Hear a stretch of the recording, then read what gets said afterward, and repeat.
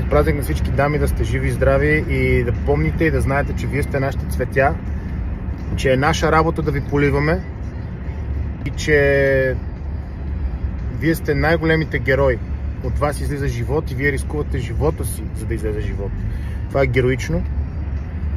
Вие сте усмивките в нашия живот, вие сте топлината в нашите къщи, вие сте трепета и вълнението в нашите целувки, вие сте смисъла на нашия живот.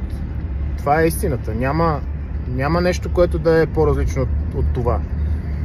Започвам мое предаване, в което ще каня български дами да говорим на различни теми, да празнуваме техните успехи, да ги повдигаме всички като общество нагоре и да вдъхновяваме и други мъже да забравят комплексите си и да прегърнат факта, че топлината, страстта, красотата, цветята и любовта на нашето общество сте вие.